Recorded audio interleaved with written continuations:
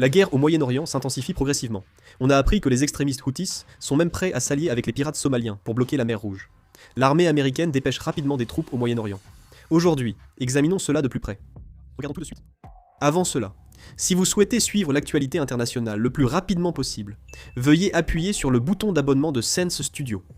Actuellement, les États-Unis et l'Iran s'affrontent au Moyen-Orient depuis 7 jours consécutifs. Les États-Unis ciblent les ponts et centrales électriques iraniennes. L'Iran attaque les bases militaires américaines et les installations pétrolières dans tout le Moyen-Orient, notamment au Koweït, Bahreïn, Qatar, Émirats arabes unis, Jordanie et dans les pays du Golfe. Le nombre de victimes augmente constamment. D'abord, laissez-moi vous annoncer une nouvelle choquante. Actuellement, les rebelles Houthis du Yémen coopèrent avec les forces pirates somaliennes et le groupe armé islamiste Al-Shabaab pour préparer un plan visant à bloquer la mer Rouge. Des sources indiquent que les rebelles Houthis du Yémen transmettent aux groupes armés somaliens des compétences en drone et préparent une succession pour les postes clés en cas de perte de leurs dirigeants, anticipant une guerre prolongée. Ceci est vu non comme une coopération temporaire, mais comme une volonté d'établir une organisation apte à mener des opérations militaires. Aucun signe n'indique pour l'instant une tentative de blocage de la mer Rouge. The Telegraph estime aussi que les Houthis préservent leurs forces et n'utiliseront pas tous leurs moyens dès le début du conflit. En d'autres termes, on peut considérer que les Houthis observent la situation et attendent le moment le plus favorable pour eux. La mer Rouge est l'un des axes clés de la logistique maritime mondiale. Les navires en route vers l'Europe via le canal de Suez devront passer par le sud de l'Afrique si la route était bloquée. Dans ce cas, la distance de navigation augmenterait considérablement, tout comme la durée du transport, les frais de transport et les primes d'assurance, ce qui risquerait de peser lourdement sur la chaîne d'approvisionnement mondiale. En particulier, on craint que cela n'affecte non seulement le transport de l'énergie et des matières premières, mais aussi celui des pièces automobiles, des produits électroniques et des biens de consommation, provoquant ainsi des répercussions en chaîne sur de nombreux secteurs industriels. À l'heure actuelle, la portée des actions des Houthis dépend principalement des décisions de l'Iran, qui est considéré comme le facteur le plus important. En effet, les Houthis ont maintenu des relations étroites avec l'Iran et ont agi en accord avec ses orientations stratégiques. De plus, l'Iran a publiquement averti que si les actions militaires des États-Unis se poursuivent, il pourrait étendre son influence jusqu'à la mer Rouge. Ainsi, si la situation militaire s'aggrave, il devient difficile d'exclure la possibilité que le scénario actuel se réalise.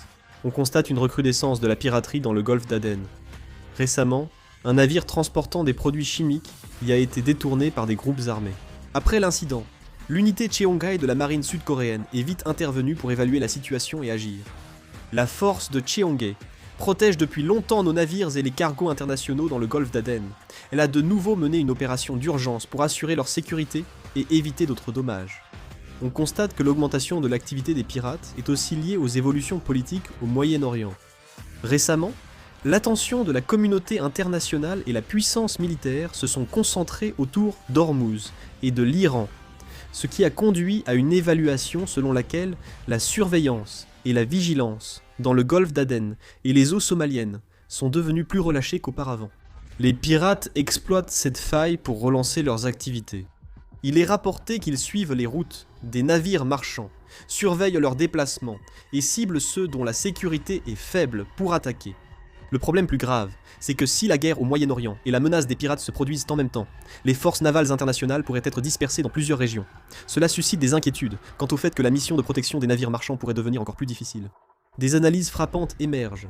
Les États-Unis ont actuellement déployé 2 groupes de porte-avions au Moyen-Orient, concentrant une grande puissance militaire. Cependant, le Wall Street Journal juge qu'une telle force ne suffit pas à sécuriser toute la zone d'Ormuz, pour une raison plus évidente qu'il n'y paraît. La zone d'Ormuz paraît vaste, mais l'environnement opérationnel y est très complexe. Alors que les navires marchands et les pétroliers circulent en permanence, l'Iran peut déployer des missiles, des drones et de petites vedettes d'attaque le long de ses côtes, ce qui crée la possibilité de menaces venant de toutes les directions. Ainsi, il est jugé très difficile pour les États-Unis de protéger tous les navires simultanément. Les États-Unis envisagent que des navires de guerre escortent les navires dans les zones dangereuses, mais la force militaire requise est bien supérieure à ce qu'on imagine. Il faut au moins 2 navires de guerre pour escorter un navire marchand en sécurité. Ils estiment également que pour une opération de convoi impliquant plusieurs navires se déplaçant ensemble, jusqu'à 12 navires de guerre pourraient être nécessaires pour assurer l'escorte. Compte tenu du nombre de navires traversant le détroit, maintenir un tel système sur une longue période pourrait représenter un fardeau considérable. De plus, dès que les navires de guerre entrent dans le détroit d'Ormuz, ils se trouvent dans la zone d'action des missiles antinavires et drones iraniens. Malgré ses excellentes défenses aériennes, l'armée américaine reste exposée à un risque constant, en raison d'attaques répétées. Pour cette raison, certains estiment que les États-Unis devraient déployer davantage de destroyers, de croiseurs et de forces de soutien supplémentaires. Avec les forces actuelles, il est difficile de contrôler durablement le détroit. Bien sûr, d'autres options sont également envisagées. L'une d'elles consiste à occuper directement les côtes iraniennes et les principaux points stratégiques autour de la région d'Ormuz, afin d'éliminer la menace à la source. Cependant, dans ce cas, il y a de fortes chances que l'opération maritime s'étende à une guerre terrestre.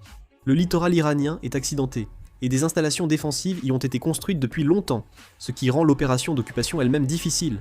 Même après l'occupation, il est possible d'être exposé à des attaques continues. Si l'on prend en compte le fardeau de maintenir les troupes et l'équipement sur une longue période, c'est un scénario difficile à choisir même pour les États-Unis. C'est ce que l'on estime. Ainsi, la présence militaire américaine au Moyen-Orient est actuellement renforcée à un rythme rapide. Ce qui est particulièrement remarquable, c'est le déploiement massif supplémentaire d'avions ravitailleurs. Les médias en ligne américains, Axios, et les médias locaux israéliens ont rapporté que l'armée américaine prévoit d'ajouter des dizaines d'avions ravitailleurs afin d'élargir la portée des opérations militaires contre l'Iran. Actuellement, l'aéroport Ben Gourion et l'aéroport Ramon, dans le sud d'Israël, accueillent déjà chacun une trentaine d'avions ravitailleurs. L'armée américaine prévoit d'envoyer des renforts supplémentaires pour établir un système opérationnel similaire à celui du début de la guerre, et aurait déjà informé le gouvernement israélien. Les avions ravitailleurs sont des équipements essentiels qui permettent aux chasseurs et aux bombardiers de se ravitailler en carburant en plein vol. Avec cette capacité suffisante, les avions peuvent voler sur des distances beaucoup plus longues, et leur temps de vol augmente considérablement, ce qui améliore leur capacité à mener des opérations aériennes à longue distance et des missions continues. Les experts militaires estiment que le renforcement des avions ravitailleurs indique l'ampleur des futures opérations. L'ampleur de ce déploiement ressemble à celle observée après le début de la guerre en février. Certains estiment que les États-Unis se préparent non seulement à des frappes aériennes de courte durée, mais aussi à de vastes opérations militaires susceptibles de durer longtemps. Il a également été rapporté que le président Trump a récemment examiné de nouvelles options militaires lors d'une réunion dans la salle de crise de la Maison-Blanche. Il a été rapporté que les options examinées incluaient des frappes contre le réseau électrique et les infrastructures nationales de l'Iran, des frappes supplémentaires sur les installations nucléaires, des attaques contre les installations nucléaires souterraines en construction, et même la possibilité de déployer des troupes au sol. Des analystes pensent que Trump envisage de continuer à accroître la pression militaire jusqu'à ce que l'Iran ouvre le détroit d'Ormuz et accepte les exigences nucléaires américaines. Axios indique que le président Trump n'a pas pris de décision finale, mais laisse la porte ouverte à une escalade du conflit. Le Wall Street Journal rapporte que des chasseurs américains, venus de bases européennes, sont redéployés au Moyen-Orient, augmentant le risque d'escalade des affrontements. Des responsables américains et israéliens envisagent une intensification de la riposte militaire prochainement. En Israël, d'autres préoccupations persistent aussi. La capacité d'accueil des aéroports a considérablement diminué en raison de l'utilisation des aéroports civils par de grands avions ravitailleurs américains, ce qui entraîne également des perturbations dans les vols pendant la saison des vacances d'été. Ainsi, au sein du gouvernement israélien, les avis divergent entre besoins militaires et aviation civile. Il est vrai que les États-Unis possèdent la force militaire la plus puissante du monde, mais ils ne peuvent pas déployer suffisamment de force dans toutes les régions en même temps. Actuellement, les États-Unis doivent gérer la montée des tensions militaires avec l'Iran au Moyen-Orient, contenir la Russie en Europe et se préparer aux activités militaires de la Chine dans l'Indo-Pacifique. Les forces américaines étant constamment présentes en Asie du Nord-Est, notamment en Corée, il est clair qu'il y a des limites à concentrer les forces dans une seule région. Les porte-avions, les destroyers, les avions de chasse et les ravitailleurs aériens sont des atouts clés dont le nombre est limité. Ainsi, plus ils sont déployés au Moyen-Orient, plus cela peut affecter la préparation militaire dans d'autres régions. Ainsi, le département de la défense américain doit sans cesse ajuster où et dans quelle mesure déployer ses forces.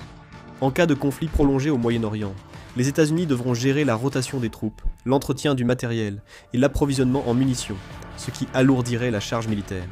À cela s'ajoute la structure des forces iraniennes, qui constitue un élément particulièrement complexe du point de vue des États-Unis. L'Iran n'a pas seulement misé sur une grande armée régulière, mais a développé depuis longtemps diverses forces asymétriques.